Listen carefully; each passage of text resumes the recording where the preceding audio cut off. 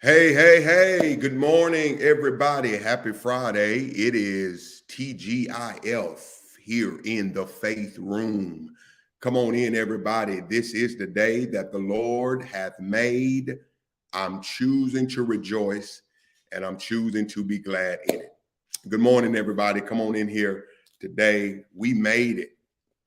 We made it. It is a fearless Friday here in the faith room. That's what I'm claiming today. A fearless Friday here in the faith room. Come on in here and let's finish strong today. All right.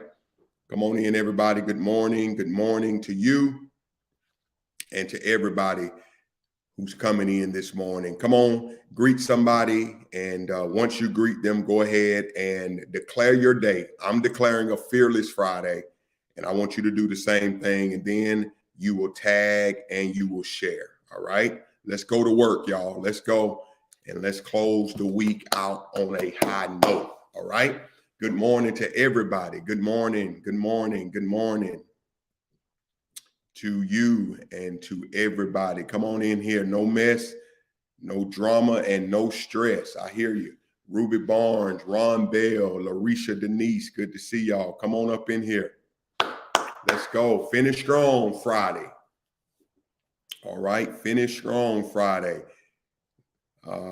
Good morning. Good morning. Good morning, Janice Carter, Pearly. Good morning. He did it again. That's been your testimony, Pearly. Karen Brooks, good morning. Happy Friday. Good morning. Come on in, y'all. YouTube world, go ahead and like the video.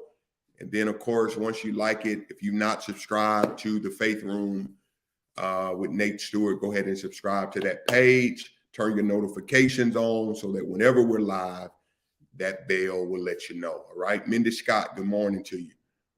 Good morning. Come on in, everybody. Happy Friday.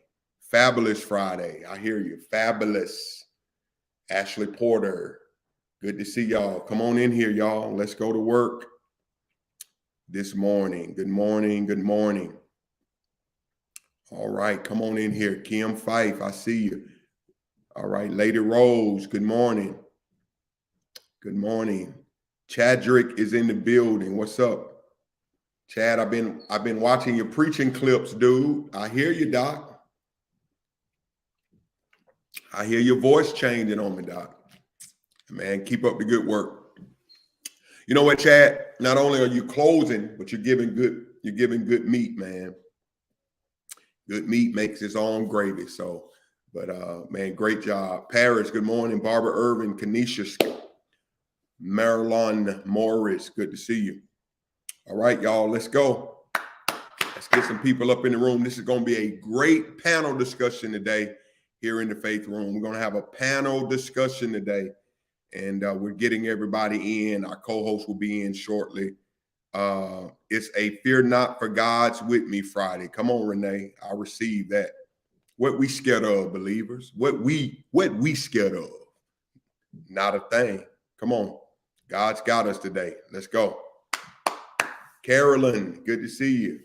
All right. Good to see you. Tanya, that's Tanya. Yeah. Rebecca, what's going on? Angel Rose, Ramona Thompson. Y'all coming on in here today. Another beautiful day in San Diego. It's going to be 70 today. It was 60. No, it was 80 yesterday. It's going to be 70 today. 72 degrees today. All right. So yeah, this weather, man. Big D, good morning. Tori Collins, good morning. All right. Liberta Tillman, Fateful Friday. And Cherie, what it do? Hey. What up with it? It's Friday. We made it. We made it. Let me go on and share now while I still got my phone in my hand. Let's go. Pamela Stewart. It was hot yesterday. Yeah, beautiful day out here in San Diego yesterday. And it's going to be 56 Sunday. The high is going to be 56. Sunday? Yes, here. Get right, church, and let's go home. My God. Yes, Lord. Yeah, get right. He's coming soon. Because this weather is it's been like that in Little Rock. Man. He's been on his way for a while. For a long time. Since you was a little baby, the preacher been saying, get ready. But you know what? I don't remember as a child the weather being this all over the place. Me either. I've never seen anything like it, sis. Yeah. Real talk, Sheree. I never seen it. All right. Go on, praise leader. What's going on? Come on. Hey, y'all. It's Friday, y'all. Come on. It's Super Bowl Sunday. Indeed. Where your chip and dips? So what you doing? What's your Sunday gonna look like? Super Bowl, baby. Church and Super Bowl. That's it. I mean, are you doing a party? Are you going somewhere? I was invited to a couple of spots, but I don't want to talk. I got to figure out if I'm gonna go because I don't want to be bringing no Bible with me. Well, no, that ain't it. Yeah, I've been to a few gatherings and it turned church, and no Super Bowl. I've been to a few because you always got that one at the gathering who know you a pastor and they want to. They want to show you how spiritual they are, sir.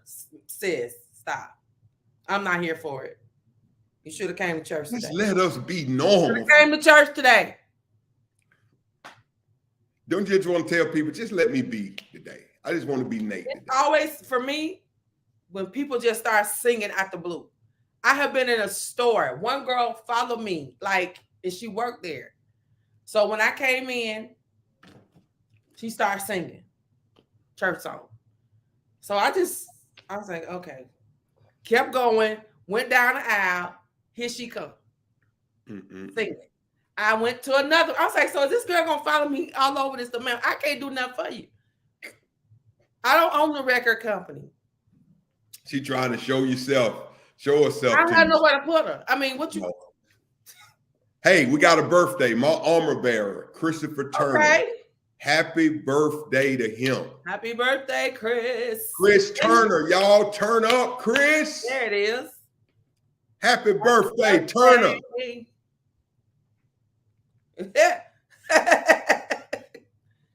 Good morning, church. Chris Turner. Y'all show him some love. There he is. Show him some love, baby.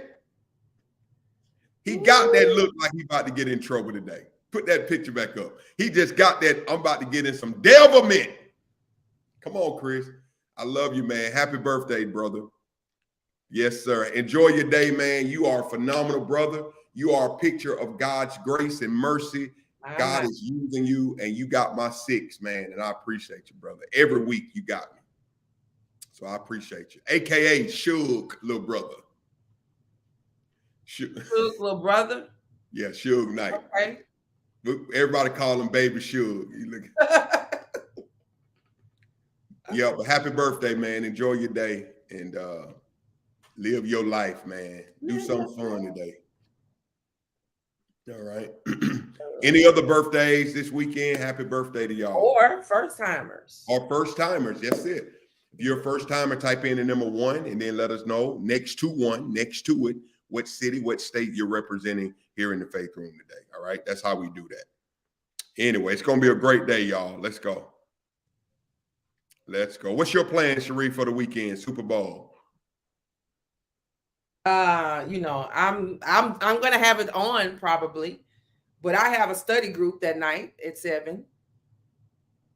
I'm not going to a gathering. I'm not hosting anything. So it's just another Sunday for me. Rihanna is the halftime entertainment. I just hope she don't sing that song. And you know what I heard this morning? She has not done, she's not had a public performance in 7 years. Really? 7 years she had not been out on that stage. So I'm sure she's practicing right now. Do you have any favorite Rihanna songs? Not really. I hadn't really been a Rihanna fan. Yeah, I can't say that I have. Anybody like Rihanna? Anybody? Last year, now it was Snoop Dogg and It was Dr. smooth. Dre, was it Oh my goodness. Mary J. Blige? Boy, now that's gonna be hard to beat. That was a good one. I mean, they turned up that Super Bowl last year. But Rihanna, I think that speaks to our generation. That's exciting for us. That was exciting. Those particular people. I mean, I had a full out dance fest concert in my own home. Did you crip walk? Babe, I did everything. And you know, like, so when they have those on the all these award shows, and I just remember when my son was still living, when he was still at home, and I used to be so hyped. He just would be looking at me like, "Is that my mom?" Why? He don't know where you come from. You clearly you don't, baby. I was Pepper. Come on here. Haircut, hair color, everything. My dress, everything. You couldn't tell me I wasn't Pep. Everybody's saying they like Umbrella by Rihanna. The Umbrella and Ella. Okay, yeah. Hey. Okay. Under my umbrella. Hey.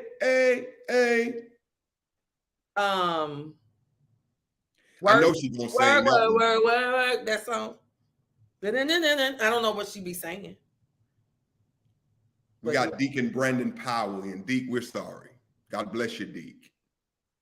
What that mean? I don't know. I'm being funny. Deke, good to have you in. Brandon Powell's in. I like Rihanna. Morning. Yeah, it's just gonna be a tough. Yeah, I'm praying. I mean, they picked her for a reason, so clearly she got it. The Super Bowl audience is a tough crowd, boy. Woo, gee. You got it. I'm gonna be on Facebook for the comments because they go in on child and wasting my time. But the commercials are also big for Super Bowl commercials.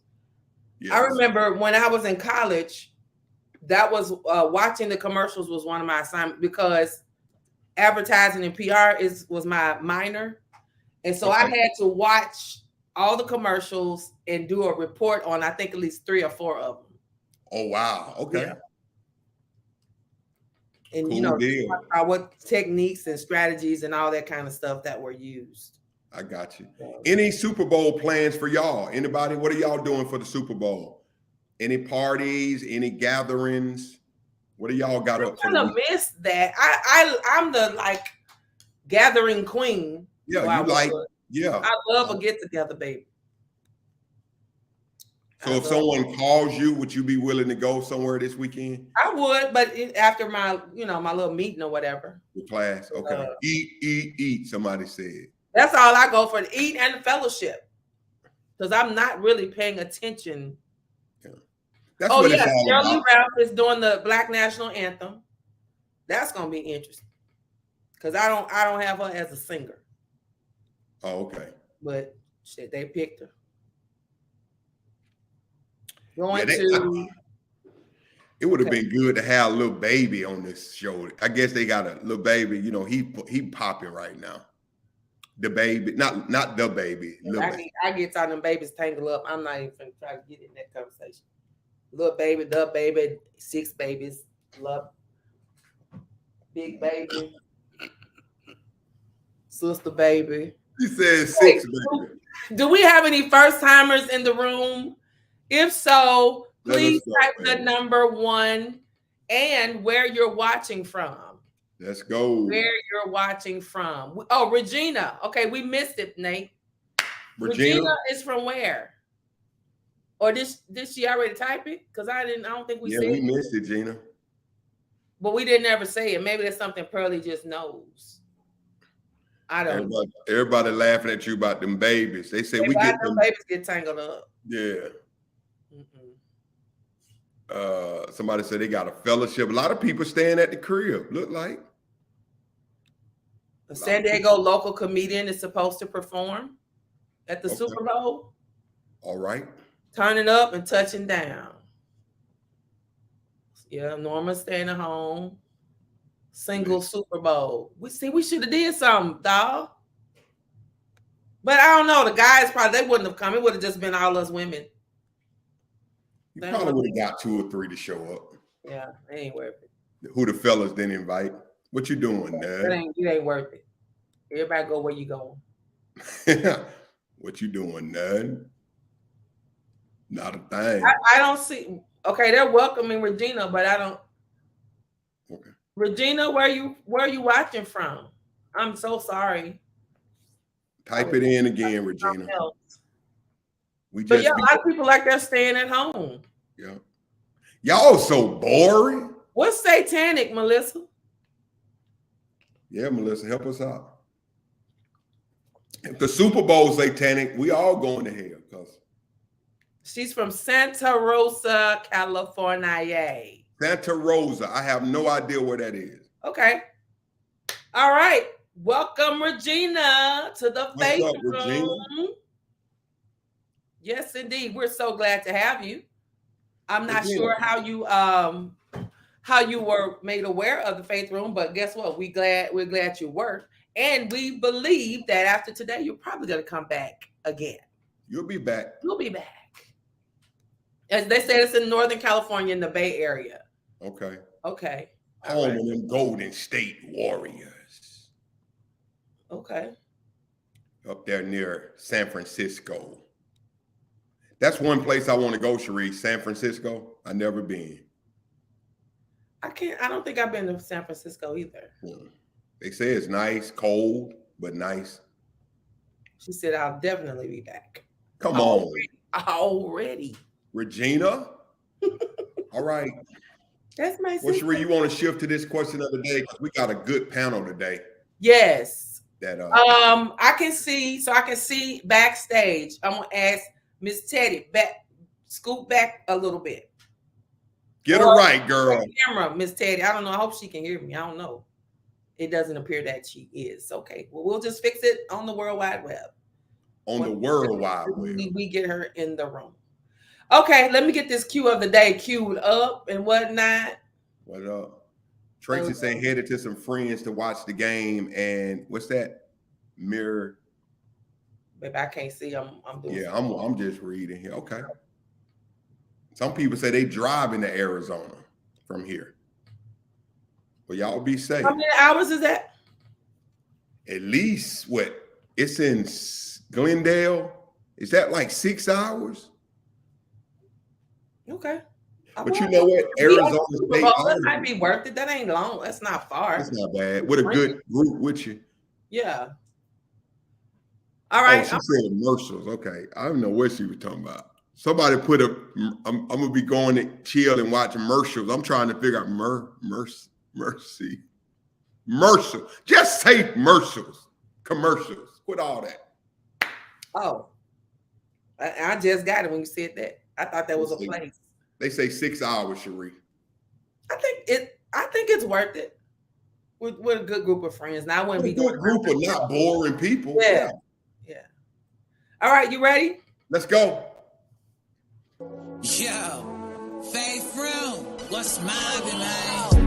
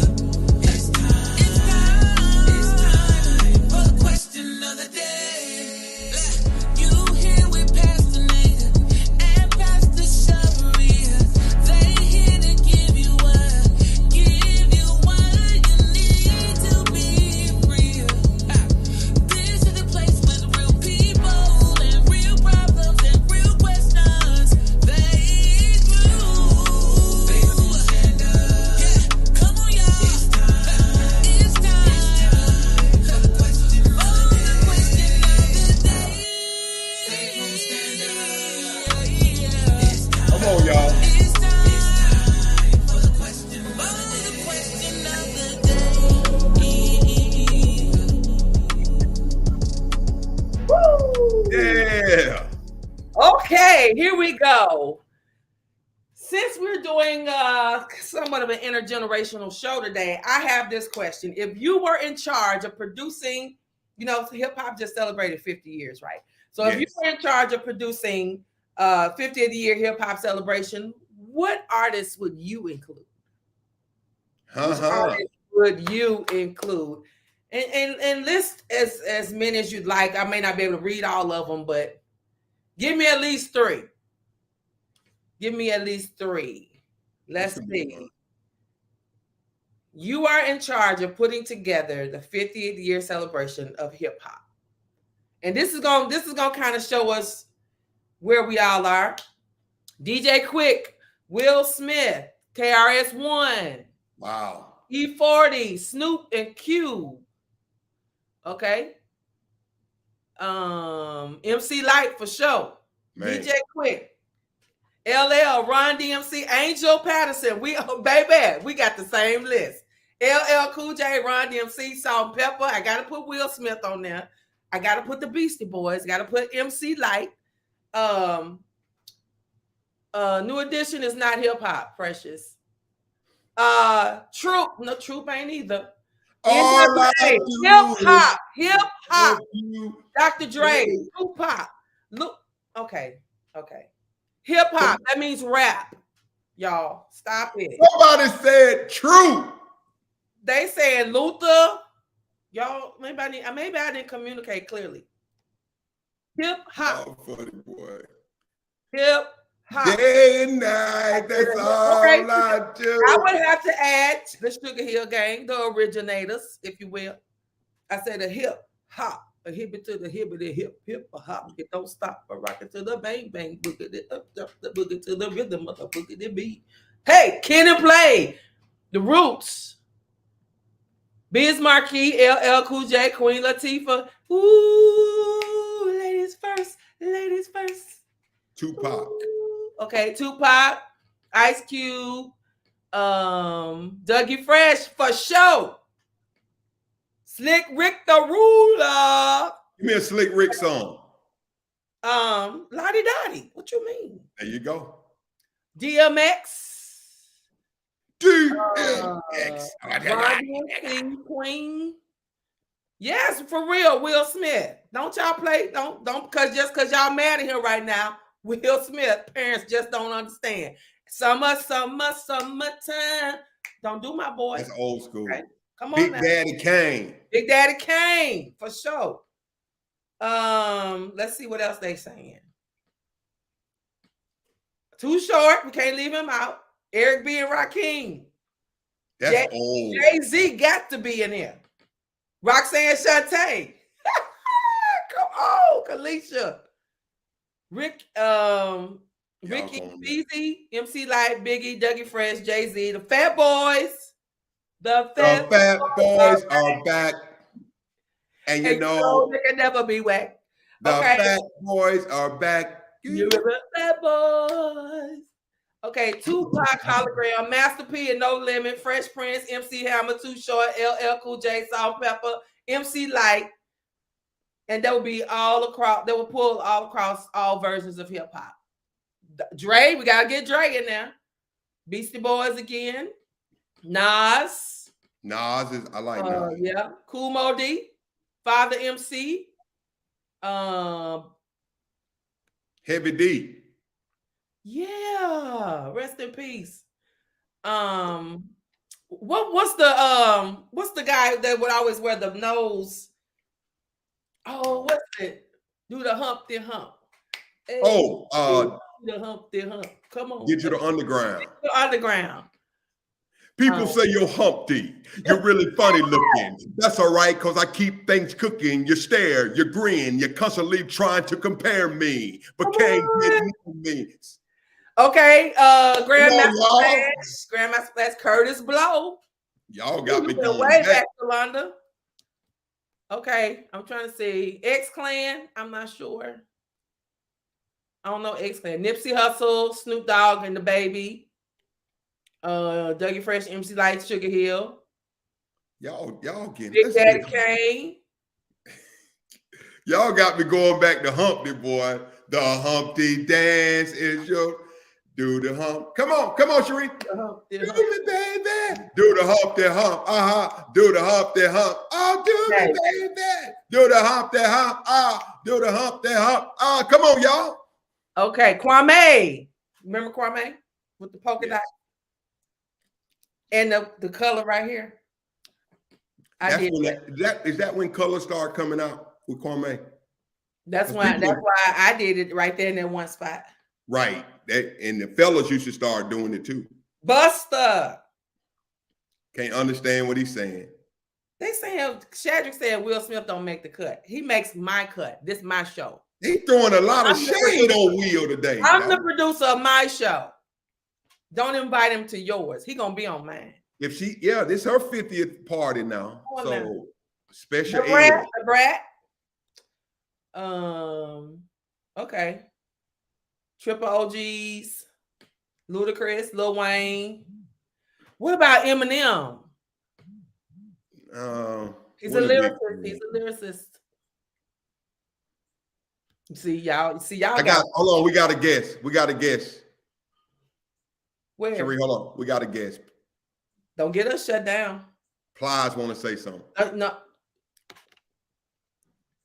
What up? What up, Pharaoh? I just want to say, y'all throwing out all these names. Ain't nobody mentioned me. Ain't nobody said Ply. Ain't no, you laughing up there. You laughing, the co-host. the co-host laugh. But ain't nobody. Do your hands. Now, Pharaoh, you know what, Pharaoh? I'm gonna shut y'all down. Y'all got the right one. Y'all, okay. Okay, I'm gonna go on and run the Chick-fil-A. But you know what? Y'all gonna come back Monday. Okay, no. Yeah, all right. I'm out. Peace. All right, Ply. I'll let you. Give it up for Ply. Okay, did anybody say his name after that? Nobody. Okay.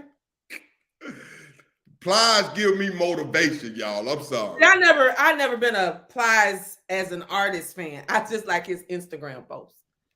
Plies got that macaroni. How you leave him out?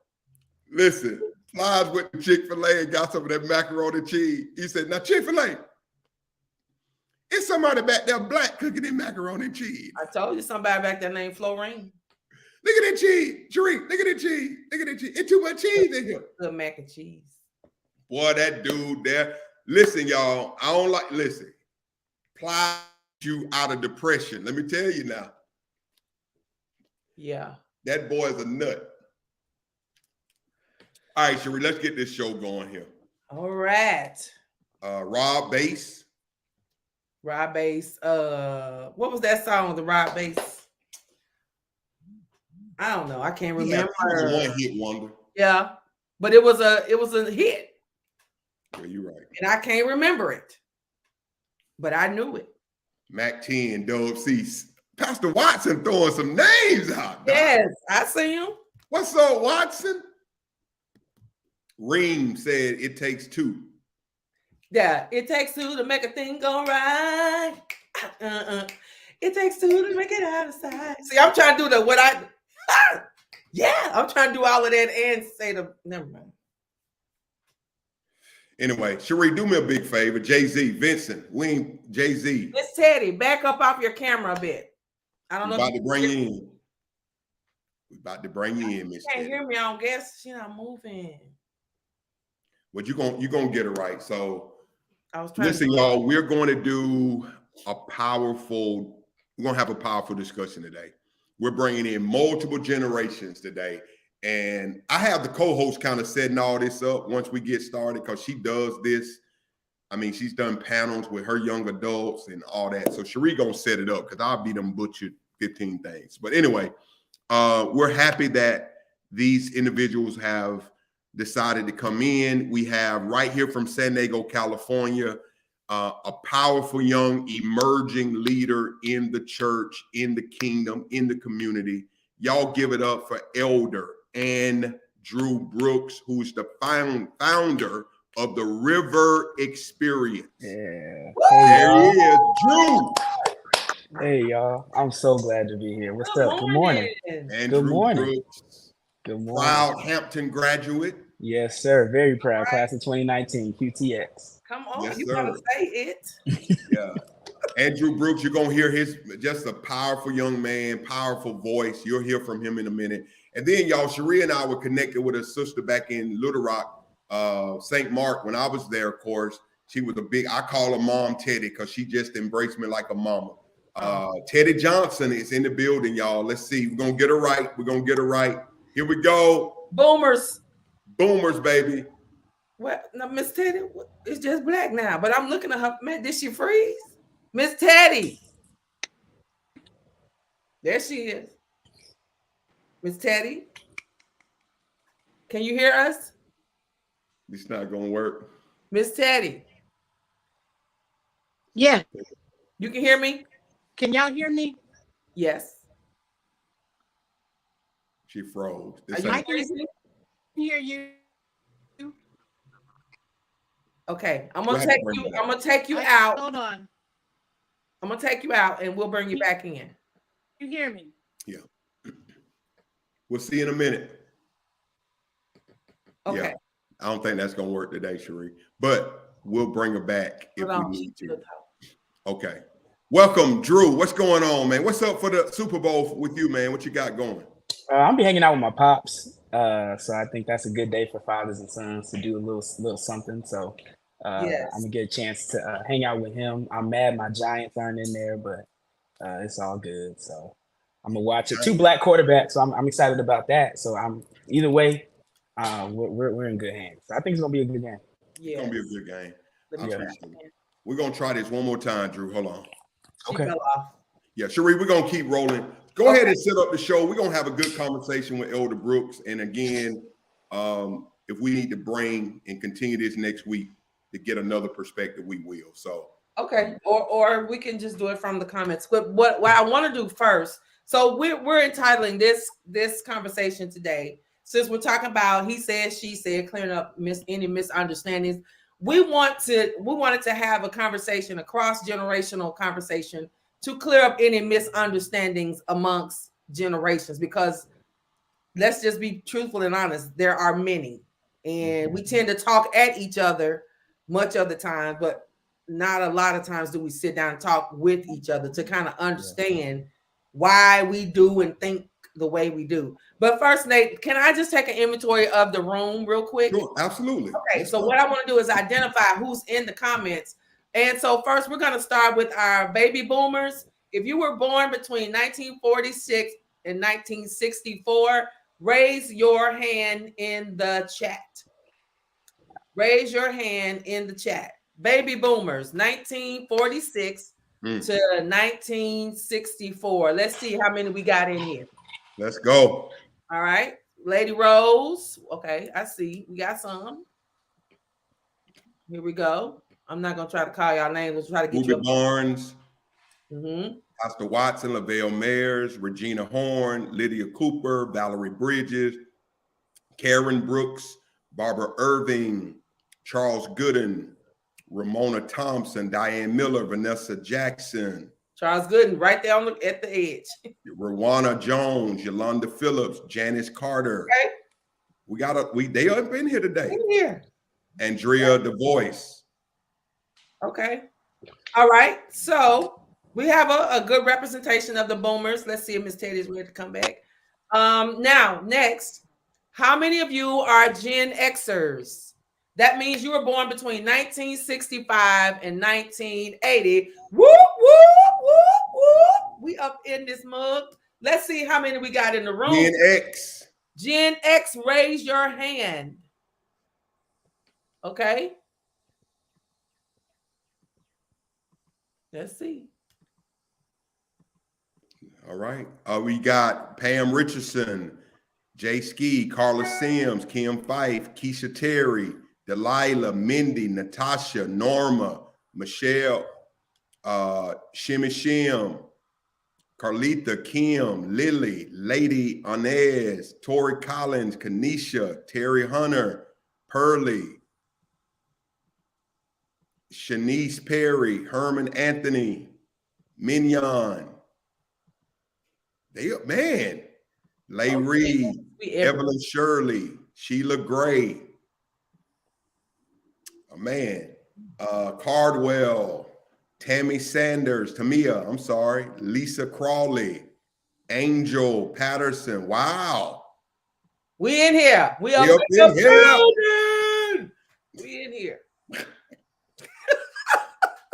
Say it one more time. We in the building. Gen X. Come on, Nate. Get him up. Get your X. Hey. All right. Man, they putting their whole birthdays in here. Green, Ben, Brandy Hill. Y'all better be excited. Renee.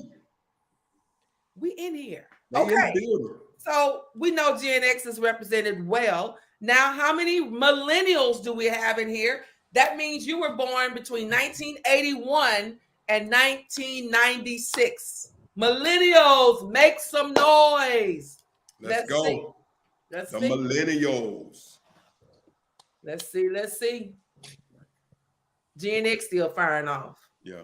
Okay. Maryland. Patrice, which one are you? Latoya Reed. 84. Okay, hold on. Horace Fisher. Kamani. Larisha Denise. Natasha Gardner. Monica Hill. We out. Kim, we ain't talking about that no more. Blake Ewing. Antoinette Gant. Antoinette 87, girl. Sasha. Maisha. Come on, millennials, y'all better be in the room. All right. They in here today. Man, we got a good group. We got a good group, a good variety. And of course, normally, sometimes we have our builders in here. Those are the generation prior to. Those are the parents of the boomers. Right. So anybody born before 1946. Sometimes we even have those Mother Leetra Singleton is normally in here with us. I'm not sure, I haven't seen her today. Evangelist Dora Sanders. I know those two. They are beautiful, and they represent their age very well, poised and classy. So I don't know if anybody else is a builder in the room. All right. So, and then let me say this, and I don't know if we have any Gen Zers. They might be at school. I don't know. You're a Gen Z. Okay. I was born in 97. I missed millennial by 1 year. That's my son. 1997 to what? 2022? I'm honestly not sure where it is. Now, maybe. We'll just say from 1997 to now. Because I don't think there's a new generation name. I'm not sure. So do we have any Gen Zers in the room? Hold on, let me take this. Supposed to be in class. Well, now they kind of grown. The top end, like my son is February 12th, 1997. Rodney will be 26 Sunday. So the top of the Gen Z is 26 this year. Okay, so they working now. She said they're not in school. Get out of here. All right. Okay. Oh, that's you, Andrew. Okay. Andrew, did you tag Pops in this? Come on. Yes, sir. I texted him the link. Okay, I got you. Okay. Mm-hmm. Okay. All right. So we got all generations in the room. I'm gonna try Miss Teddy one more time. Last time.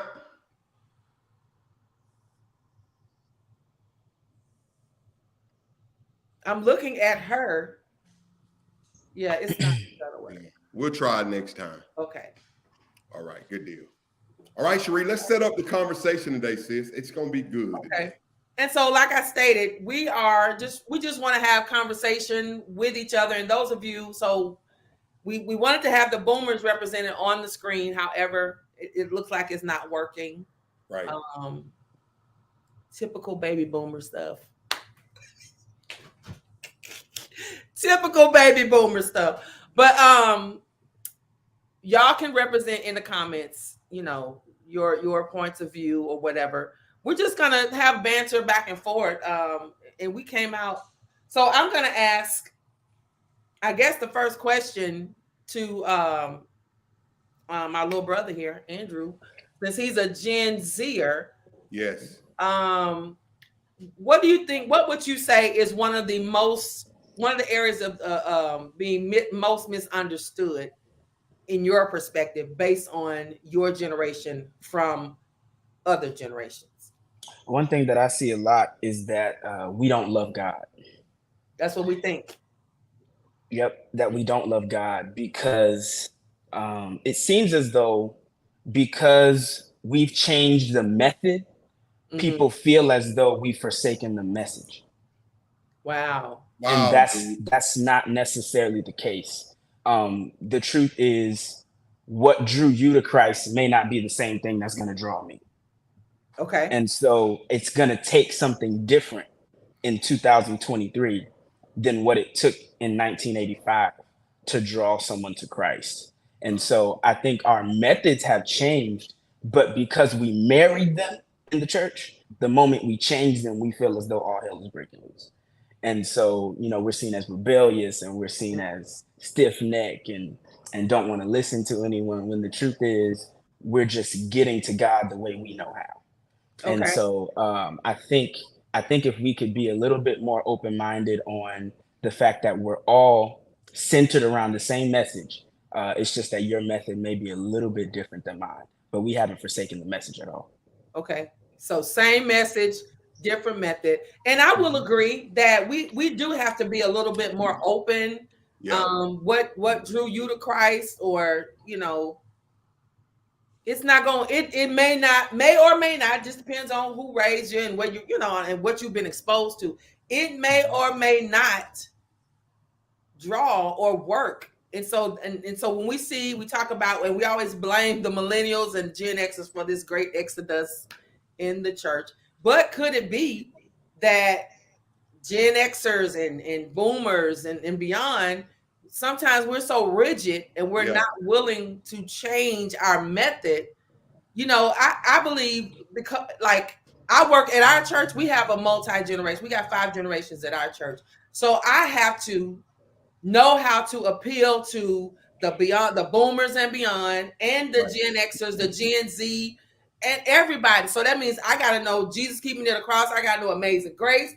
I got to know Maverick City. I got to know, whatever, Andre Crouch. I got to know the Tommies. I got to know all of that. And what I have learned in my 51 years of living and been in, and this is not just for church, but I'm speaking from my context. Even when I preach and teach, you got to know how to cook for the whole house. Come on. Just because I like greens and my generations, we just like greens and cornbread. Well, I might have some people who don't like greens. They might just want some chicken. So I got to have some chicken. You know what I'm saying? I'm speaking hypothetically in illustration form, but you got to cook. Somebody might not like corn, so you got to have something else for them. Somebody might not like chicken, so you got to have another choice. So you got to learn how to cook for the whole house. It is not just about what we want. And I think that's been a terrible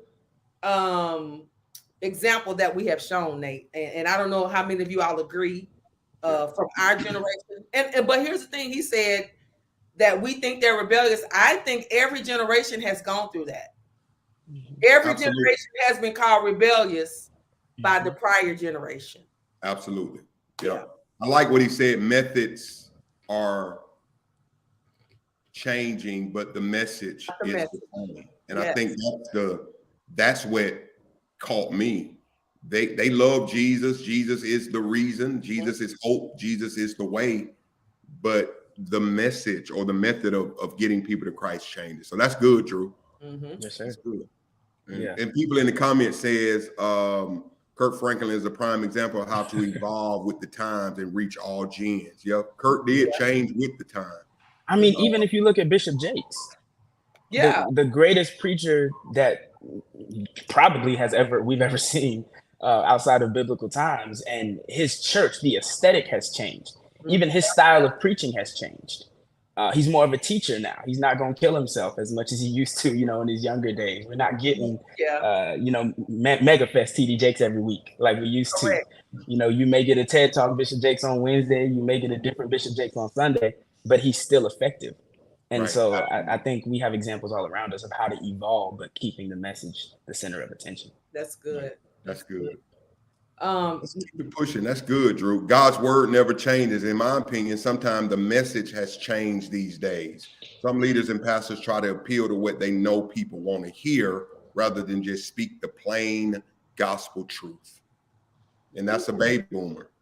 And that's true in many cases, but I think to speak to what he is saying is they know how, some of them know how to keep the message and keep the main thing, but it's just a different way of issuing it out. Yeah. You know. So I think that's a good one. Nate, you got anything? No, I think the questions you've laid out, I'm ready for them. Oh, you want me to ask them? Yeah, Lord. Okay, I was trying to share. Okay, so I'm just trying to, let's see what the comment. Let me read this. Kanisha I say that Gen X would get a medal today for some of the things I was punished for back in the day. So I'm extremely proud of some of the fight in the millennials within reason. Mm-hmm. That's good. Yeah. Can I speak to that really quick? Sure. I wouldn't even necessarily call it a fight. I love that comment though, but I wouldn't even necessarily call it a fight. I'd call it an interest. Because what happened was, like with my parents, and my mom will tell you, she was raised by the do as I say generation, not the do as I do. Mm-hmm. And so you were being told one thing, but you saw another. Mm-hmm. And so with our generation, for example, hypothetically speaking, you're telling us not to wear pants in church. And I'm going to ask you, where is that in scripture? So it's not necessarily that I'm trying to fight you. I just have a question on where is this rooted? Yeah. And that oftentimes is then seen as the rebellion. Well, you don't question God. Well, let's talk about that. It's more of an interest. And that's what he said, Nate, is very true. Our generation, many of us we went to church and we did everything we did in church because our parents told us that they said this is what God said, and that's what God said. We didn't ask no questions. Right. But the generations after us, you can't just say God said do da da da da. They're gonna say why, where, how is that going? Like, why is that necessary? That's true. They ask questions, and because that's not how we were raised, and I'm not saying that Kanisha, that's not. I'm not saying that's why she chose that word. But sometimes we see it as being rebellious and getting pushed back when they just want to know. They're inquisitive. Absolutely, absolutely. That's good. I pulled up the question, Cherie. I can take the question. Okay. So you got another? Yeah, Drew. We just want clarity. Okay. Yeah. Good. Yeah, not being. Yeah, that's good, Kiana. That's good. Your comments are good, and Cherie will catch those. Here's another question, Drew. What is your view as a millennial, Gen X, or baby boomer? No, just him, millennials. No, he's a Gen X. Okay. I was going to ask that to each person. Yeah. And this is for the room, but particularly Drew, for you, your generation, what is your view as a Gen Zer? Gen Zer. Yeah. Mm-hmm. Wow. Regarding the importance of the family. I think family should be the foundation of everybody's life. I had the blessing and the curse of growing up a PK. And so, and when I say PK, let me just make this distinction because I think sometimes we misconstrue it. There's preachers' kids, and then there's pastors' kids. I think we got to make that distinction. And so, I grew up a pastor's kid all my life, a pastor's grandchild, a pastor's nephew, a pastor's cousin. My entire family. I can probably name about 9 pastors in my family that are still alive right now. And so, including being about, I think I'm 7th generation Pentecostal. So it's just a lot that was rooted into me. But with that, I have seen families fall apart. Uh-huh. I have seen families not survive tests. My family has been through some things personally, and all it did was really emphasize in me the importance of forgiveness, of love, and of really making sure that before I touch a microphone, before I put on another conference, before I start another podcast, if my family's not in order, I'm out of alignment. Mm-hmm. Come on, And man. so for me, I think if we would make the family the first ministry of the church again, then I think we'd be okay. Yes. But I think we're so focused on perspective and perception, how people see us and what they might think if they know the truth. And we're covering everything up only for it all to be released at a later time, when we could have took the time to heal and be intentional about what's going on in our household. And Wow. one thing that my family never said was, what goes on in this house stays in this house. They grew up that way. But Mhm. my mother and father always told me, if what's going on in this house is causing you trauma outside this house, get some help. That's good, because that's not common. It's, Get some help. Get a yeah. counselor, have a mentor. Even my father's retired now, but even when my father was pastoring, that's why he didn't have an issue with me calling Pastor Nate when I had a question. Although my father was my pastor, he knew Pastor Nate could probably speak to me on a different, from a different space, from a different level. And so my uncle Floyd Nelson, he's in here now. He said family always came before the church. That's true. I don't even think my mother went to prom. I don't think my mother went to prom. I think my grandfather missed like a lot of her games. She couldn't play sports. It was a lot. And so for me, yeah, hearing those stories, when I do have the privilege of being a father and being a husband, my family will be my first ministry, always. That's good. That's good. And so somebody asked for us to define family, and so when that's good too. Explanation. But so for me, when I asked the question, because I'm looking back now, how in my estimation, I don't see the family unit even as tight as they were. Like, I don't know, Nate, do y'all remember a time when somebody in the family died? Everybody was at the funeral. Everybody. It's not a question. I see people, it could be their grandma. They may or may not come. And that's just I can't imagine, but and even for me with my family, we grew up, our families got together on a regular basis. Yep. Most definitely holidays. I've spoken about this before, but now that our parents have passed on, I believe it is my generation's obligation. Yeah. Take the mantle and keep it going. But Yes, everybody's so busy. Yeah. So it's not as important to everybody in the family as it is to some others. And so it's almost like some are willing to let it drop, and some of us are still trying to hold it up. So that's what I'm talking about. How important is that to your generation to keep the family together? And we can catch some comments, because you did a good explanation of from your perspective how the family, because a lot of times, even when our generation and our parents, sometimes being a pastor's kid, sometimes the church got preeminence.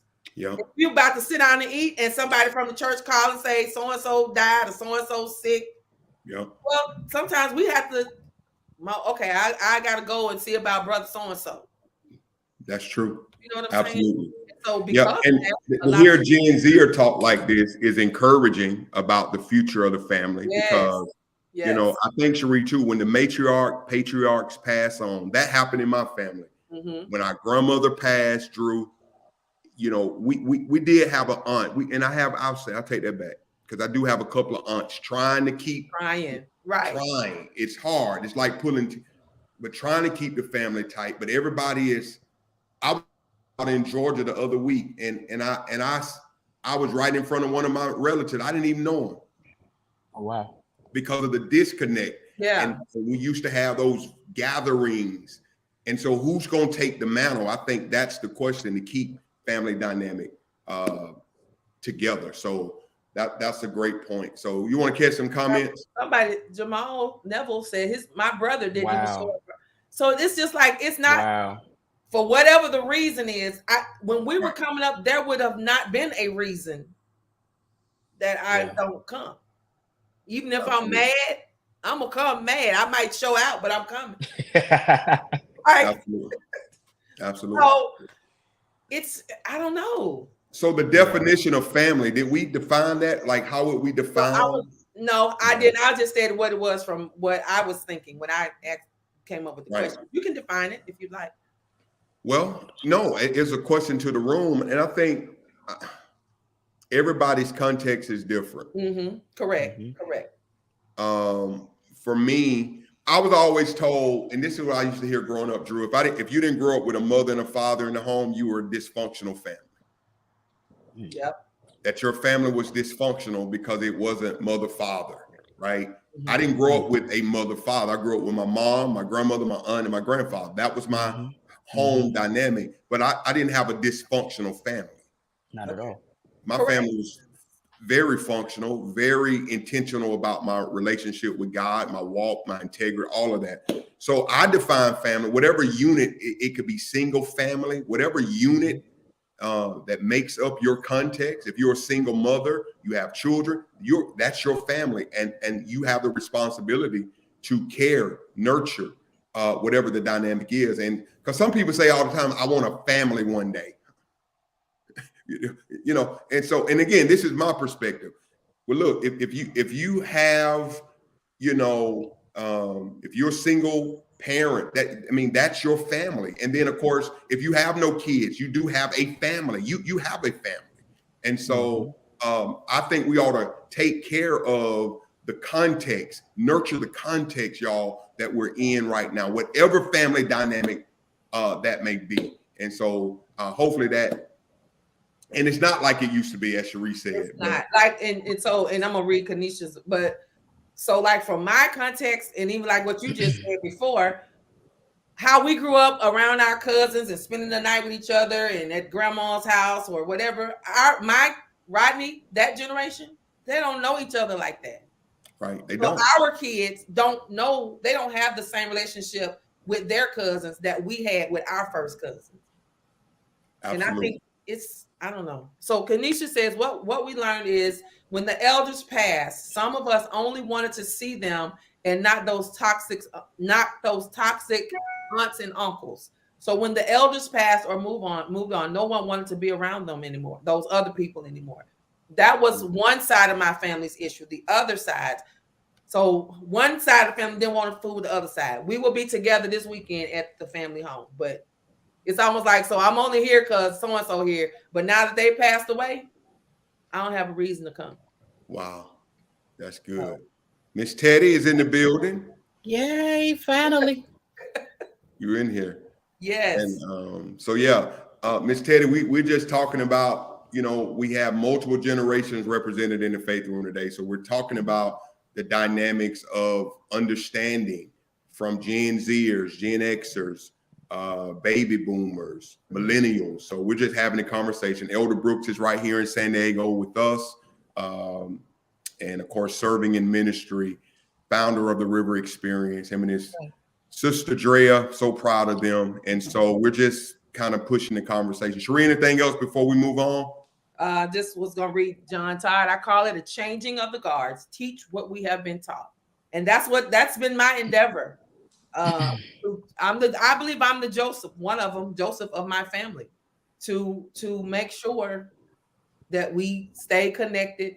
I know that mantle has been passed, so it's discouraging sometimes when everybody's so busy, but you just got to keep at it, and those that will come, and that's it. So we've been doing a lot better. My family has a whole lot. Okay, I want to ask another question.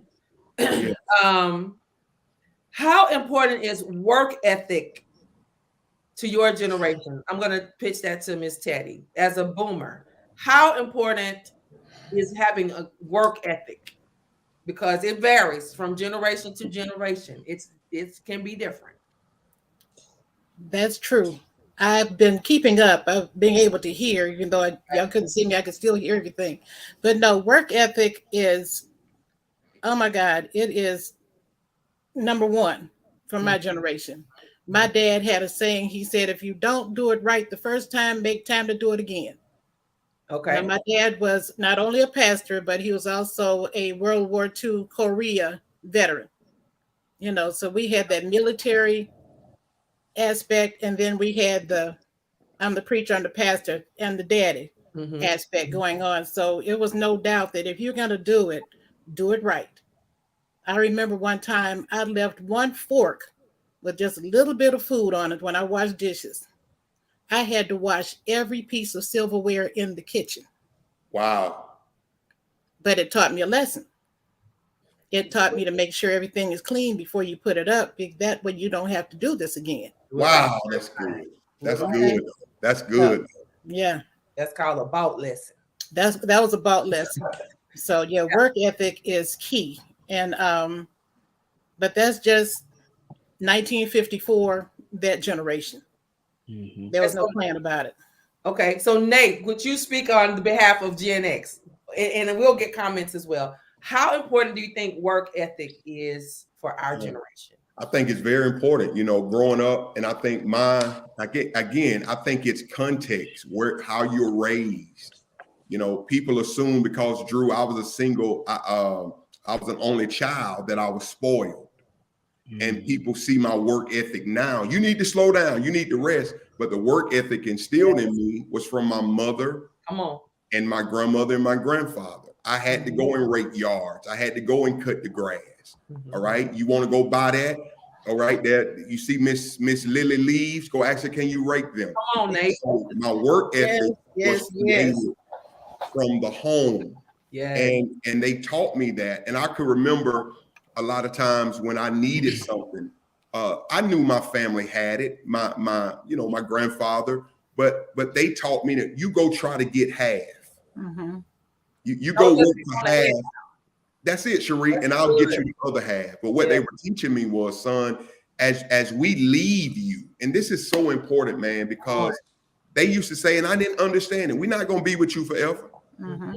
And guess what? My mama gone, my grandmama gone, and my granddaddy. But and I have the same drive and work ethic. And so you will never have to tell me to stop, or you'll never have to tell me to go. You always tell me to stop because of the initiative. I just have that within me. So I think it's just context, Drew. Because some of us have been raised where everything was given to us. We don't know what work is. We don't know what effort is. It's hand out. It's always, and it's pouting when you don't get what you want from other people. Versus going out here working, getting your own, putting in the time. And so that was instilled. And my mama taught me this, y'all, Cherie. Nate, I didn't want to work at certain jobs because it didn't look sexy to me. It wasn't, But I remember having to go to Wendy's and get a job. Then I worked at the funeral home watching. She said, son, you know what? You got to start somewhere. You're not going to always start at the top. You go in there and you work yourself to the top. My mama used to say, work yourself into another position. That's it. And so I just thank you, mama, for speaking to me, even from now. I can hear her vividly now. So You'll remember. Yeah, I still remember. So good. That's so good. And I would say the same. I got my work ethic from my parents. Even though my daddy was a pastor, my daddy didn't mind doing whatever he needed to do to make sure that our house had what it needed. So if that meant, listen, y'all remember when people save cans, collect cans, and take them, cash them out? My daddy did that. I remember. Newspapers, took those newspapers, get cans. My daddy had a night job, a janitorial job, so much so it was so good he started janitorial business. But he did what he needed to do to make sure our family never went without. That's where I get my work ethic from. Do what you got to do until you can do what you want to do.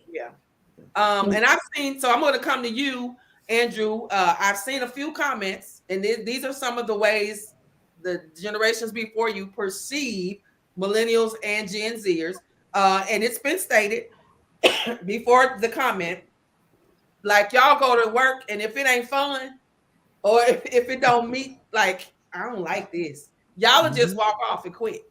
Peace. Okay. Then we have one here. I heard millennials say, I don't want to work 30 years in one job. We saw that, and our parents, we saw that as a good thing. They've been working for Chrysler for 45 years, and they got a good job. They would work for Southwestern Bell. So we saw that as a good thing. They saw us gone from home. Our parents were always at work. So they want to be involved with their kids. They don't think it takes all of that. So what's your perspective about work ethic? And if you want to address either of those, maybe a misunderstanding or not, you can. No, this is one area where I don't think we're misunderstood. I think we are very lazy. Okay. I think, unfortunately, the Lord dealt with me personally in 2019, as soon as I graduated college, about discipline, about how important my discipline was That's going good. to be. And I realized this, and I kind of coined it for myself, that my destiny requires discipline, and a lack of discipline will always lead to destruction. Wow. Mhm. That's good. Every time. That's so Every good. time. And so it's extremely important to me because I've learned that life ain't getting no easier. No matter how young, old you get. It's funny because when we're kids, we see adults, we see parents, and then the first thing that comes out of our mouth is, I can't wait to be grown. I can't wait to pay my own bills. I can't wait to make my own decisions. And then you turn 18 and you turn 21 Come and you on. realize that your car needs maintenance every 5,000 Oh, miles. You realize that rent is due on the first. You realize that that phone will get cut off if your bill ain't paid on time. And Mhm. you start realizing, you know what, maybe I got this too quickly. And so for me, I realized that as I come on. matriculate and as I mature, nothing is getting easier. I think we want everything so quick. Mm-hmm. My generation, we want everything so fast. And I personally, unfortunately, as much of a weapon and a tool that it is, I blame it on social media Come on. because it has us thinking that all it takes is one reel. It Just has us thinking that come on. all it takes is one viral post, Mm-hmm. one catchy phrase, and the world will know my name. And then when it doesn't work out, we blame God for not being where we feel like we should be. Wow. Wow. Come on, man. So now you got a generation that has an attitude towards God because of your lack of discipline. Woo, When the truth is, if Wow. we're professing and we're proclaiming Jeremiah 29 and 11, that we know the plans that he has for us, thoughts of Brooks. peace, not of evil, thoughts to bring us to an expected end. If that's true, then Yep. that means God's timing is better than mine. Come on. And so James 1 and 4, I think it says, let patience have its perfect work so that you may be perfect, lacking nothing. And oftentimes, when we're being taught patience by God, we see it as punishment. Wow. That's good. When the Doc. truth is, the next time God puts you in the school of patience, recognize that you're not being punished, you're being perfected. Come on. Drew. And so I think if we would embrace the process of being perfected, we'd be a lot further along in purpose. Ooh, that's so good. That's so That's good. good. That's good. You want to read? Let me read some comments to read. Yes, he said, yes, at the beginning of my government career, I wanted to quit, and I was told not to quit my government job, and I didn't. I'm here 20 years later. I should have given, I should have taken more risk and trusted God. All right. A lot of comments coming in. T Hunter said, but when it does work out, they complain about losing their privacy and stuff also. Mm-hmm. Okay. Wow. Yeah, y'all comment on this. I got my first job at 7, which was babysitting. God has shown me that's my passion. The blessing is I was able to be my own boss and still is. God's got me. Okay. I think one of the biggest struggles of our younger generations is dealing with destruction of their. The Q word. Yeah. Quixotic. And I don't know what it means. Don Quixote. It has to do with Don Quixote going out slaying the dragons and. Okay. Thank you not so gonna much get 'em for all. that. All Yeah. right. Good. All right. So can we put that in the NLT translation? Oh man. Is that a message translation for this? Oh God. Michelle. I think Can you do a she's saying synonym? that our quick thought process is Thank you so toxic. much. So she mixed quixotic, Okay. the quick perspective, quixotic expectation of Yes. life. That's what I'm thinking. I could be off. That's just what if I could help her. So that's they're quick toxic expectations. There we go. Google it. Thanks, Drew. I love Thank you. you, baby Homer, that's the educator. She over there doing it for us because we don't know. This ain't honors faith room here. Oh, Jerica said I started working at 15 as soon as I could get a work permit, and I had 2 jobs: Lady Foot Locker and Kids Foot Locker. I started working at I think whatever the age is where you had to get I must have been 15 because I think you had to be 16. But I wanted a job so bad. because I like money, and I don't like asking. Amen. I don't like asking nobody for money. So I wanted my own money because I like, even in high school, I like getting my hair done. I like buying clothes, and you can only get told, like when my mama had to pay for my hair to get done, we was going every other week. Mhm. I want to be cute every week. Yeah. So I talked my parents into letting me get a job. So they had to go file, get a work permit to let me Wow. work. My first job was in McDonald's, and baby, you couldn't tell me nothing. When I got that $250 check, I thought I was balling. But I've always worked. And so I don't listen. What they say in Color Purple, she ain't no stranger to know how I work. I work for mine, baby. That's good. Yeah. Let's go. Some more comments coming in. Room pause at that word. Yeah. So here's another one, and this will be our last question quickly. Now we kind of hit on it at the top of the show. And I'll start with Miss Teddy again. Does your perception of the importance of God, church, and religion differ from that of the other generations, like after you and maybe before you? I don't know how you want to approach it. Good question. Builders or the Gen Xers or the millennials or the Gen. Does your perception of God, religion, church differ from any of the other generations? If so, how? That's a hard yes, but I would say yes, it does. But that took some trials and tribulations and what have you to get me there. Okay. But I've also noticed it now because none of my children go to church. Come on. And none of my grandchildren go to church. Wow. That's hard on the system. And so I pulled them together. They took me out for my birthday, and I just flat, y'all, those that know me know I come off the hip, one already in the chamber. And so I just, Yes, I you just do. asked them, why is it that you all have stopped going to church? Just give me the number one reason why you don't go. Well, I have one daughter, my oldest daughter, married a young man who was of a different belief system. And so they didn't want to confuse the kids. Wow. He grew up Church of Christ. She grew up for real down home Baptist. And so rather than confuse the children, they just decided to just let the kids grow up and choose whatever they want to choose.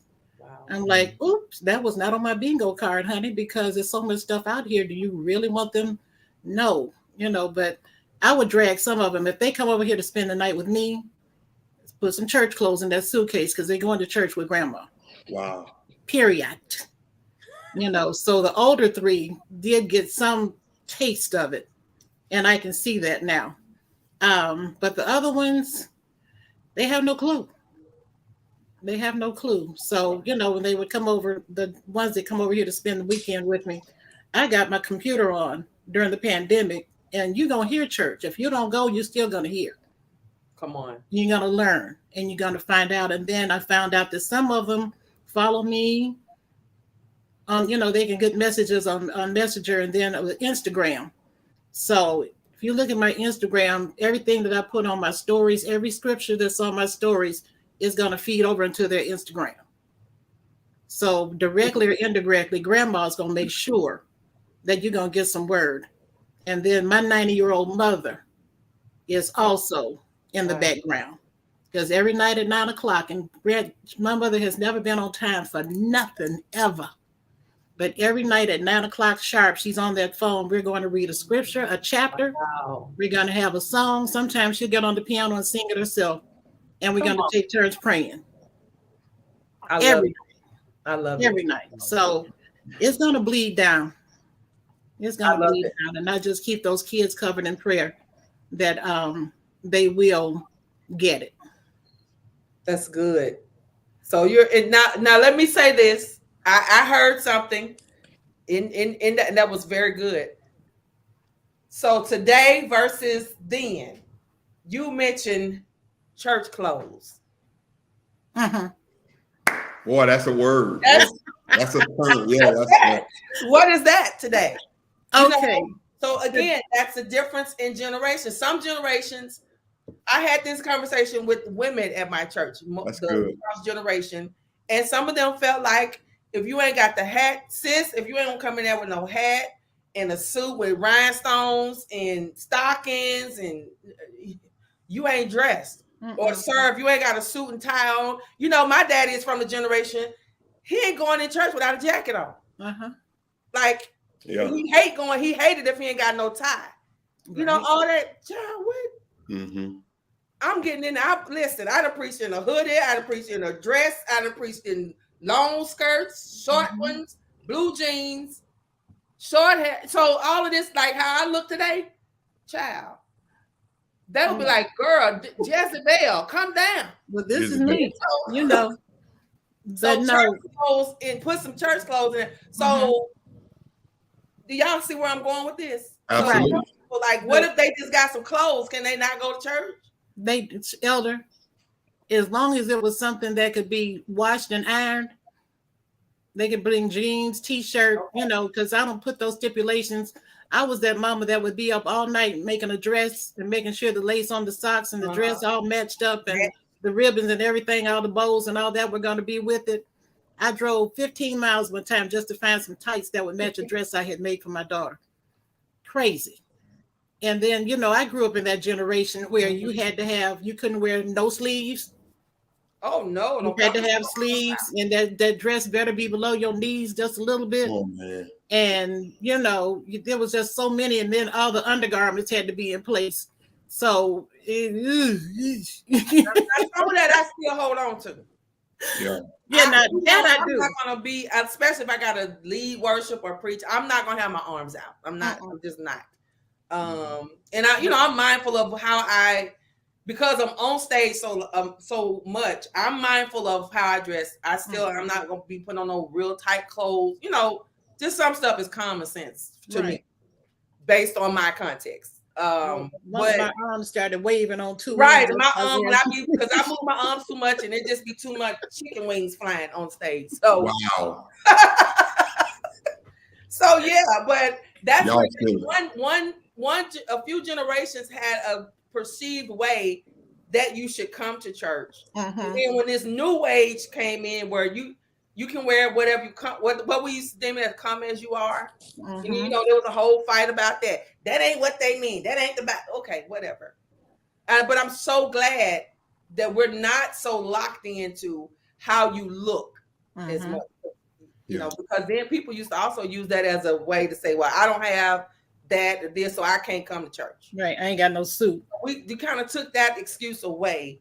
But I just honed in on that because sometimes those words That's a good point. are deterrents for people coming to God in the name of coming to church. Right.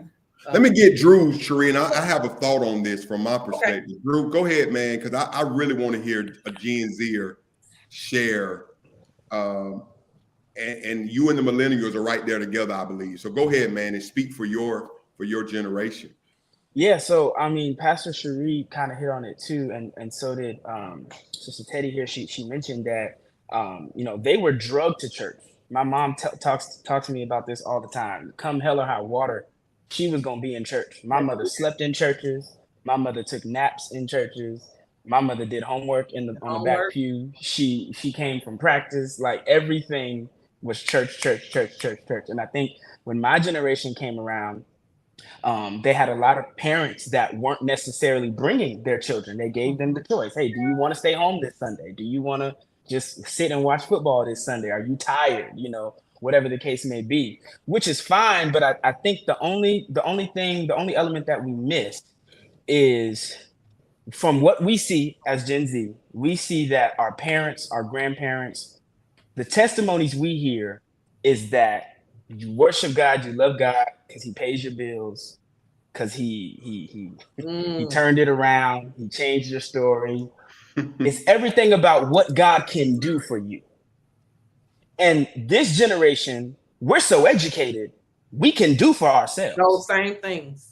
I got 2 degrees and 1 on the way. I don't need necessarily God to do anything for me. Wow. I want to know who he is. The essence of him. There you go. I can do for myself. My rent is paid. My credit is right. My car is, I'm good. I can do for myself. Who is this Jesus you're talking about? Wow, Drew. That's good. Who is he? So I think we overemphasize the hand of God and we fail to pursue his heart. Drew. That's so good. That's Drew. it. That's it. And Say that so again, Drew. Say that again, Drew. I think in church we preach God's gonna do it. He's gonna turn it around. He's a doctor in the sick room. He's a lawyer in the courtroom. All these things that he's gonna do, but we overemphasize his hand and we fail to pursue his character, his heart. That's why you have preachers now. That's why we're platforming charisma over character. That's why you're seeing more scandals than you've ever seen. Right. Because we don't pursue this. We pursue what he can do, how I can make it look, how I can maneuver it. Right. And so when it comes to God, I think if we would just pursue his heart a little more and not necessarily what he can do for us, we'd be a lot better. When it comes to church, I'm adamant about this because I am a believer that Jesus Christ is the cornerstone of the church. If I'm wrong, I'm wrong, right? But I believe that he's the head of the church. And so I think if we would just put him back where he needs to be, Come on now. it's really not that hard. If we make him the center of attention, last time I checked, he told the disciples in John, if I be lifted up, of course, we know theologically speaking, Pastor Nate, he was talking about his death when he ascended. We understand that. But he mentioned, if I be lifted up from the earth, I'll draw all men unto me. If people aren't being drawn, we've got to ask ourselves, who are we lifting? That's good. Right. It's so good, dude. Right. Are we lifting personality? That's good, dude. That's why we have so many personality-driven leaders, personality-driven churches. That's so good, Drew. And so we can't withstand one attack because it's all based on perception. And so I think when it comes to the church, if we would put God back in his place, everything will fall in line. When it comes to religion, I think if we make Christ the center, religion will take care of itself. Because if you're truly spirit-led, you won't be so religiously repetitive. That's good. Drew, you dropping stuff here now. Come on, man. I know. Explain that, Drew. Explain what you just said. So last time I checked, I think Paul wrote in Romans 8, as many as are led by the Spirit, they are the sons of God, right? And so I think sometimes because we're so educated, we've got pastors with MDivs and Christian counseling degrees and all of these great things, we lean on our own wisdom. We lean on our own expertise, our own results. We are so result driven. We lean on those things, forgetting that you are accountable. This is a vertical relationship. That's so good. And so we do everything from here instead of pursuing the heart of God and check, God, is this what you want me to do? If we are spirit led, that means your worship team may not get to sing all 3 songs that they have planned on Sunday. Come on, that part. That means, Pastor Nate, you may not get to finish your sermon because point number 1 wrecked the room and the altar is flooded. But because we're so religious and I gotta preach, I studied, y'all gonna get this word. What happens when the Holy Ghost hits the room? I've heard that said before. There you go. That's so good, Drew. And so I think if we put Christ back at the center, religion will take care of itself. We hear oftentimes relationship over religion, which I understand the basis of the statement. And I'm done, Pastor Nate. I'm sorry. We hear relationship over religion, and I understand the context of the statement. However, I think our generation has to be careful with that, especially with the religious piece and the relationship piece, because when you're in a relationship with somebody from a natural standpoint, if you're not careful, you'll try to morph them into who you think they should be. And so now we've got a generation that's trying to create their own God in their mind. He's supposed to be this for me. Wow. Why didn't he do this for me? Wow. That's so Why good. didn't he come through for me? He's God. One of his characteristics is sovereignty. Wow, Drew. Sovereignty. And so he can do what he wants when he wants. He knows what's best for you. That's so good. That's it. And so even this new age versus old school, we got to be careful with that, because with my generation, everything that's new now is going to be old in 30 years. Yeah. And there's some stuff that ain't going out of style. A prayer life ain't going out of style. Not Intercession ain't going out of style. Mm-mm. And so sometimes you need guide me, O thou great Jehovah, pilgrim through this barren land. Sometimes you need, I need thee, oh, I need thee. Sometimes you need, 'tis so sweet to trust in Jesus. Sometimes you need that. Right. Everything ain't gonna be an acoustic guitar Come on. and a drum set. Smoking lights. There you go. Come on. You And said so that. we've got to be careful. I'm done. I'm sorry, Pastor Nick. Let me help shed light, because man. I saw a couple of comments when you mentioned about how generations before us, they only saw, praise God for paying my bills and doing this and doing that. He's not saying he don't need God. What he's saying is that stuff that generation before us, that's all they thought God could do. Well, it's some stuff you just discipline yourself. You can pay your bills. Right. You can pay your rent. You can get he's not saying he don't need God. Let's don't take it out of context. But what he's saying, there's so much more to God than being a bill payer. There's so much more to God than help you making your rent. If you just discipline yourself and put the money back, you can do that. Right. We know God. We know God is the one who afforded him the job and gave him the ability to do. Of course. So he wasn't saying I don't need God. But the stuff that our forefathers and our ancestors and perhaps some of us shouted about, and that's all we knew God to be, there's more to him. Let's get to the heart of who he is and stop just seeking his hand to pay my bills every month because now if he having to help you make your rent every month, you need to look at yourself. Something you ain't doing. But get to the heart of God and get in his presence, and then with his presence, that revelation of how to pay your bills on time, that'll come. That's so good. You see what I'm saying? So y'all don't make the main thing not the main thing. It was about to be a tangent in the comments. Somebody asked the question, what is the church? Define the church.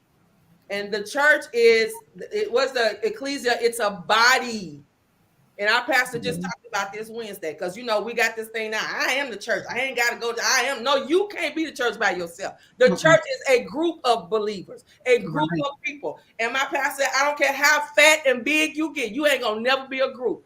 You need other people to be a church. Absolutely. Right. The church. That's good. Band of baptized believers. I love that. Yeah. Right. So Stop hollering, I am the church. You are not the church by yourself. Yeah. Put the period behind it. This is what it is. Oh my gosh. This has been good. And Andrew, man, I want to thank you for your wisdom, man, as a Gen Zer, just your perspective, your heart, man. You and your sister, I saw Drea in here earlier.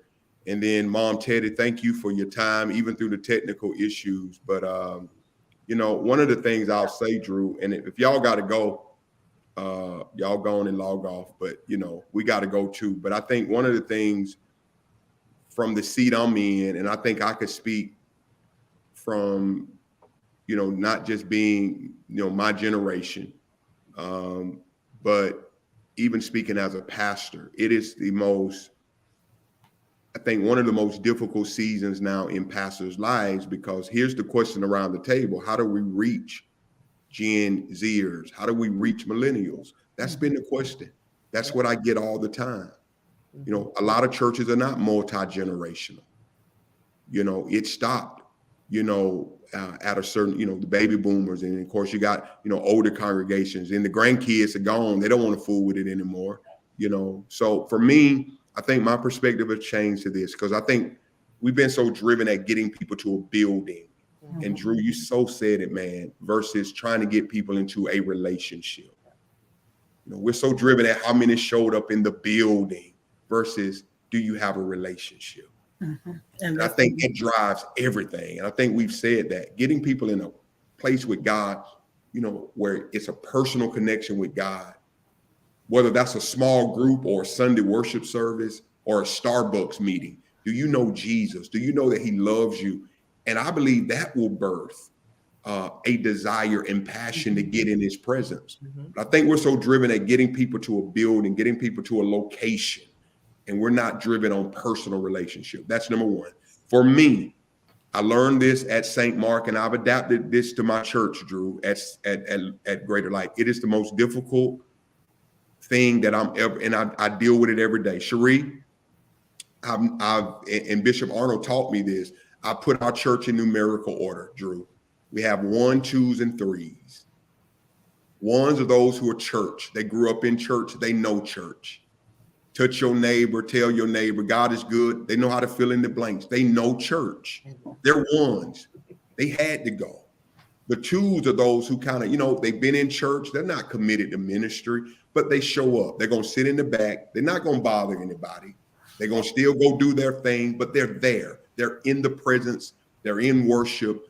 2s just thankful that God is covering them. They don't judge folk a lot. They don't point the finger. I'm here. I'm doing my responsible part. I'm going to give. And 2s going to get to their car and they're going to leave. 3s are unchurched. And at Greater Life, they could tell you we're new. And 3, those who never had a relationship with God. Typically, I'm the first pastor that they've ever had. It's the first time they've ever been in a community with believers. And they come in raw. And let me tell y'all the battle for me. The battle for me as a pastor is not with the 2s. It's the hell raising between the 1s and the 3s. Because the 1s are looking at the 3s saying, see, why her pants that tight? See, why is he wearing a hat in church? I'll never forget my second year at Greater Life. We had a Wednesday Bible study. That was a gentleman coming in. This was before God just shifted our house. Guy had a hat on. We had an older partner outside who said, we don't wear hats in here. And that young man left and never came back. Yep. So you got the 1s looking at the 3s, judging, throwing shade on them. Look at them. And they hear y'all. Let me say this. They hear the whispering. They do. And then you got the 3s looking at the 1s. See, that's why I don't fool with church. That's why I don't come. They too judgmental. That's why I'm not coming back. Because here's the point I'm making. 1s have to realize at one point in your life, you were 3. You had issues. You didn't know God. You had struggles. But then 3s have to realize that your job, our responsibility to you is to hold you accountable and to disciple you. That's the word. Disciple you to become more like Jesus. And if we can get those 2 groups on the same page, I think we can have a dynamic of discipleship and growth and development in the church that can take us beyond and beyond. And that's where I'm at right now. Where's the compromise? 3s, you can't stay a 3.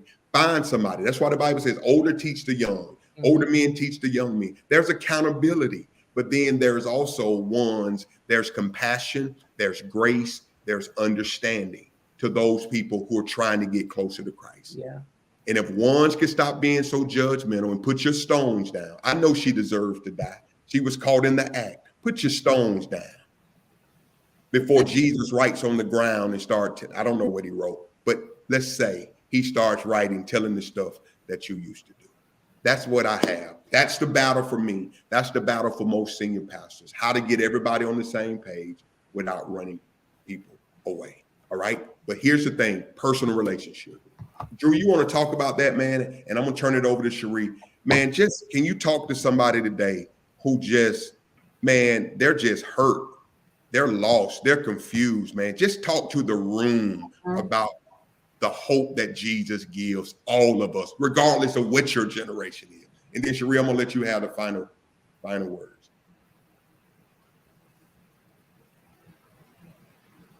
Think you're muted, Drew. Okay, can you all hear me now? I'm sorry. Yeah.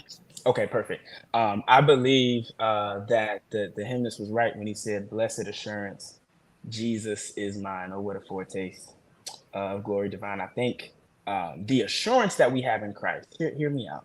The assurance isn't necessarily that times won't get hard. It's that I know who's with me when the times get hard. He never promised that the weapon wouldn't form, but he did promise that it wouldn't prosper. So what I can guarantee is that no matter what you're going through, come on, man, it does not have the ability to take you out. The truth is, what's happening around you, whatever you're dealing with, is great.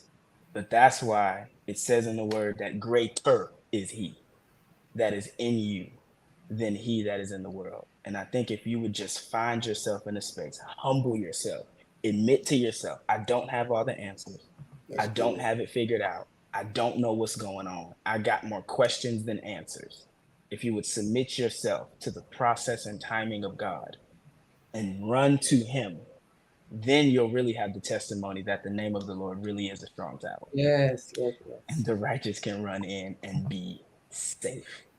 And So I that's think it. you just got to humble yourself, admit that you don't have it all together, run back to the one who created you, and you'll be all right. That's so good.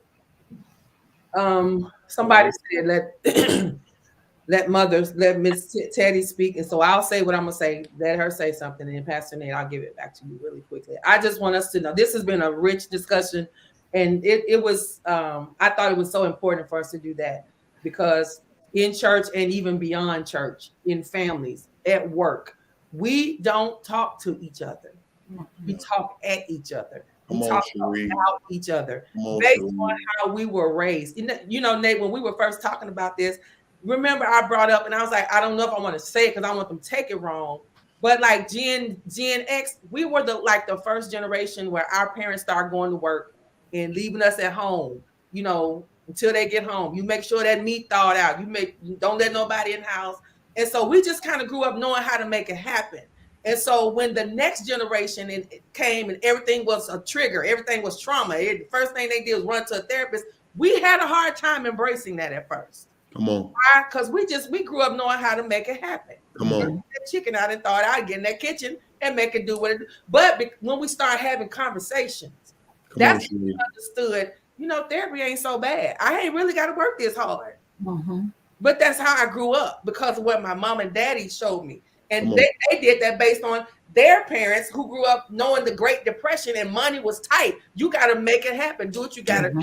And so until we start talking to each other and not talking at each other, we ain't going to never understand. And it's going to always be a struggle and tuggle. And we think we the bomb and y'all think y'all the bomb. And ain't nobody hitting on nothing. So good, Cherie. And so that's why I thought today was so, so necessary. And I thank each one of y'all for coming in. Thank you, Miss Teddy. Thank you, Andrew, for coming in and making this happen for us.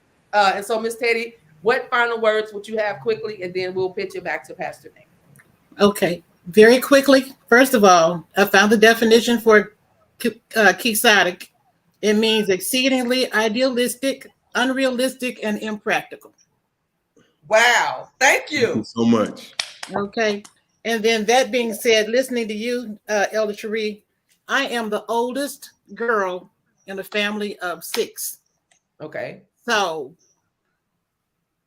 you get home, get your younger brothers and sisters, make sure they get out of their school clothes, make sure they get their homework. Don't let them turn their TV on until they do. Go in the kitchen and make sure that chicken is thawed out when I get home. And, you know, sometimes I would have to cook it. So I understand that. And then some lady was making jokes about it. She said, if you never had to go, if your mother didn't give you a couple of dollars and send you down to Mr. Man's store to go get a half a pound of cheese and pressed ham with a loaf of bread so y'all can have some sandwiches, you know, and you had a boring childhood. But that was it for us. You know, we had to learn how to make it do what it do. And I'm glad of that. But I also passed that down to my girls because my dad wanted to make sure I knew how to use certain tools. He wanted to make sure I knew how to get things done. I know how to change oil, but I don't like to get my hands dirty. But his thing was, you probably won't ever get married, so you need to know how to take care of yourself. But I did the same thing for my daughters. I made sure that they knew how to fix stuff. And when all of them got ready to leave home, I gave all of them these cute little old tool bags, you know, with all the little tools in it so they would have it to use it. And so that way I said, I'm going to tell you like my daddy told me, you need to know how to get this stuff done so you don't have to compromise your body to get a screw tightened up in your house. Good God Almighty. Oh, now. Okay. But that was Theotis. That was Pastor Jones. He wanted to make sure that I knew how to get stuff done. So wow. I know how to put tile on the floor. I know how to hang sheetrock. Come on. I know how to measure paneling, all of that. Because my dad, when he moved down here, my mother moved down here first, and then my dad came on down. And we moved into my grandmother's 4-room house. barely standing. So my dad came down, like y'all were talking about the work ethic. He would go around. He went to work. He had a job, but he would come home in the mornings and he would go out and tear down houses for this guy that needed houses torn down. But he would bring that wood home, and he took that wood because he had learned how to do all this stuff, and he added rooms onto the house. So when he was doing that, we had to do that. Bear, go and get that level, go get that plumb line and hang that plumb line and make sure this stuff is hanging right. So that's why when I read it in the Bible, I know what they're talking about. I know what it is.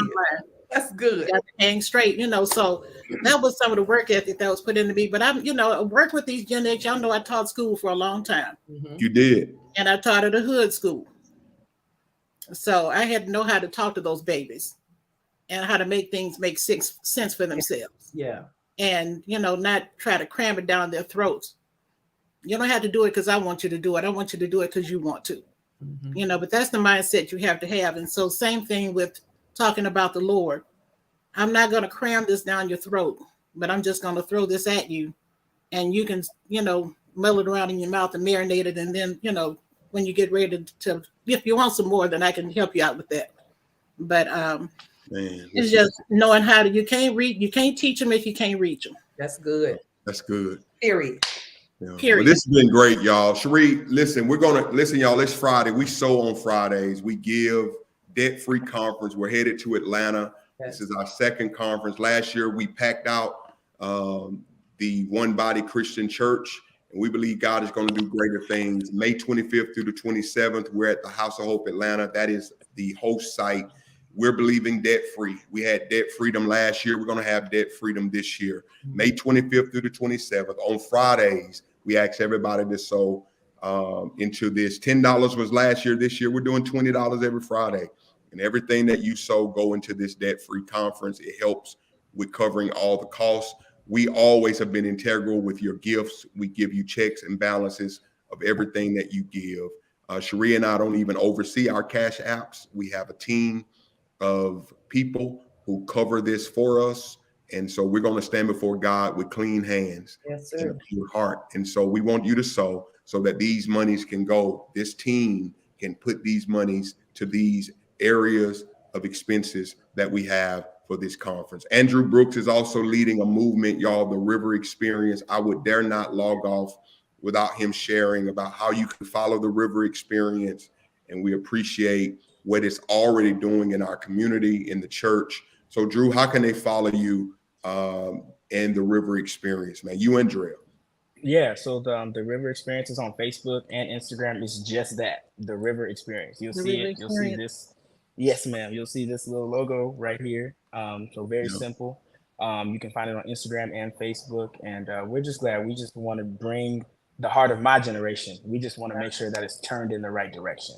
But Pastor Sri, I believe you mentioned it briefly when Pastor Nate had shouted us out a couple of weeks ago about how it's actually reaching all ages. We've had the opportunity to see older people. We've seen mothers in our services, and so we love it. So we discount no one, and so we're just excited about what God is doing. And so if you want to stay connected, you can do so just by following us, the River Experience, on all platforms. I love it. Absolutely. That's my heart. We believe in you, man. Yeah, we believe in you, man. We trust God for what he's going to do in your life and ministry. I'm always here, man. We're rock throwaway. We're in the same city. And so we appreciate you. Mama Teddy, you were my encourager at St. Mark, and you still encourage me today. Thank you so much. And you hadn't aged a bit. Oh, my. Thank you. It's the camera. You're beautiful. Thank you. Everybody right now, sow a seed. We're going to send Drew to lunch today and Mom Teddy. We're going to make sure we send them to get a good lunch today, and we're going to bless their lives on today as well. We love you guys. And Drew, as the River Experience gets closer, we definitely want to always be a blessing to that conference and platform. So as that happens, the Faith Room, you can count on us doing that. Faith Room, have a great weekend. Cherie and I love you. We appreciate all of you. Thank you for giving us your light. Cherie, we've been on for 1 hour and 43 minutes. It's been good. We done broke a record, but look, everybody can't stay on. Some of you got to work. See, Miss Teddy retired. She ready to talk. We got to go, Miss Teddy. Right? Some of you could chill. But thank y'all so much, man. We love you guys, and we appreciate you sticking with us. Cherie never would have made it this far without God. Can you believe it? Right. Y'all have a good week. I'm ghostwriting a book. I gotta go. You gotta go too. Praise God. I gotta prepare for tomorrow. Ladies, if you haven't gotten signed up, that class is tomorrow. How to study the Bible. Yes. Discovering the joy of study. So if you haven't gotten in, you need to make it happen today. All right. Absolutely. Okay. Y'all be safe out here. Drew, will you pray us out, little brother? And let's get out of here, man. Yes. Sure. Father, we thank you for this day, God. We thank you for all that you've done, all that you're doing, just all that you are, God. You are amazing. You are consistent. You are faithful. You've never broken a promise. And so, God, we are simply grateful for that this morning. God, I thank you for everybody that had a chance to tune into this live. And even those that will watch this replay, God, I pray that you would bless them, that you would remind them that they are not alone, that you would remind them that every step they take, Father, is a step towards purpose, is a step towards healing, is a step towards freedom. So, God, I'm asking you right now that you would be with them in every endeavor of their day, God, whether they're at work, whether they're relaxing, whether they're resting, Father, be with them on today, Father. Show yourself strong in their lives, in every area of their lives, and remind them that you are in every detail. You are in everything that takes place, Father. We honor you. Cover every family represented, God. Protect us from all hurt, harm, and danger, Father. We plead the blood of Jesus over everybody in every city and every state that is represented, God. Be with us. Keep us in perfect peace, Father, as we keep our minds stayed on you. Yes. We bless you and we honor you in Jesus' name. Amen. Amen. Have a good weekend. Y'all have a great one. Y'all too. Somebody said they're not, I don't know, Latoya, I will figure it out. She's not on Facebook. She don't know how to get registered. I got to figure out a way to get you the QR code or the link. We'll get it to you. All right, y'all. Peace out. Go do something fun. Super Bowl Sunday. I don't know.